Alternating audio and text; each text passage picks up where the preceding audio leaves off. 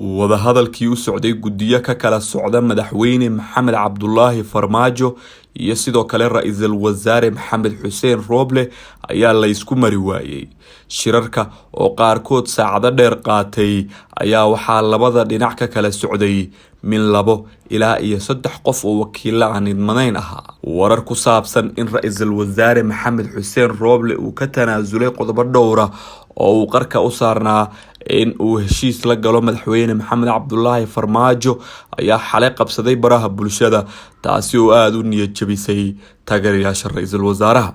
hase yeeshee Israaca TV ayaa idiin xaqiijin karta in marnaba labada dhinac aysan heshiis ku dhowaan marka loo eego halka ay kala taagan yihiin, isla markaasna uu Rooble isku dayay in si xal loo helo uu mowqifka dabciyo, hase ahaatee aanu ka tegin qodobadii muhiimka ahaa isla markaana heshiiska uu ka suurtageli lahaa. Haddaba sidee xalay wax u dhaceen?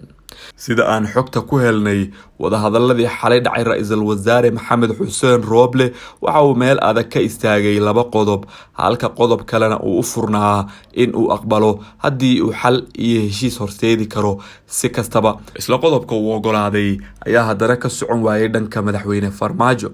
ra-iisul wasaaraha ayaa ogolaaday in la magacaabo taliye cusub oo nise ay yeelato oo aan ahayn Bashir Goobe iyo Yaasiin Farey, balse waxa uu dalbaday in uu noqdo qof la yaqaano oo magac iyo sumcad ku dhexleh Soomaalida dhexdeeda. Si kastaba farmaajo ayaa dalbaday in taliyaha laga dhex keeno shaqaalaha nise ee iminka, taasi oo ra-iisul wasaaraha uu diiday sababo la xiriira inuu tuhmayo xiriir ay weli la leeyihiin agaasimahoodii hore Fahad Yaasiin. Farmaajo ayaa kadib soo jeediyay in taliyaha nise laga dhigo wasiiru dowlaha wasaaradda gaadiidka Cabdiraxmaan Dheere oo saaxiib aada u dhow la ah Fahad Yaasiin. hase yeeshee Rooble ayaa arrintaasi ku gacan sayray.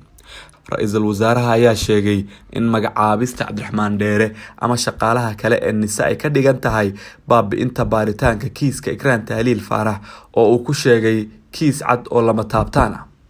Dhankoodana kooxda madaxweyne farmaajo ayaa soo jeediyay in la bedelo wasiirka amniga Cabdulaahi Maxamed Nuur oo la geeyo wasaarad kale, isla markaana farmaajo uu soo magacaabo wasiir amni oo cusub. Balse Rooble ayaa sheegay in sida kaliya ee uu wasiirka amniga ugu bedeli karo wasaarad kale ay tahay inuu isaga dalbado, taasi oo wasiir Cabdulaahi Maxamed Nuur uu ku gacan sayray.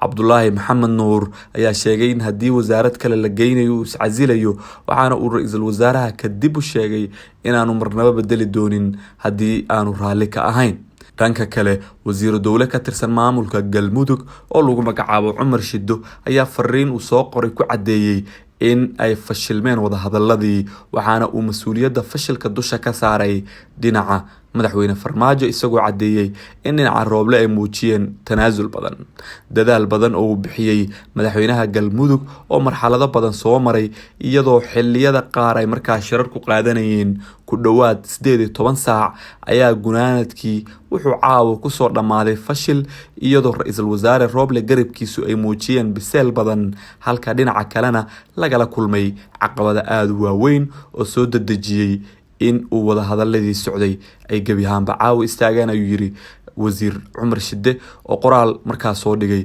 bartiisa Facebook. Si kastaba sida muuqata, madaxweyne farmaajo ayaa waxaa ka go-an in wasaaradda amniga iyo xilka taliyaha nise la geeyo shakhsiyaad uu markaa ku kalsoon yahay, taas oo markaa ah caqabada hortaagan in heshiiska ay gaaraan labada dhinac.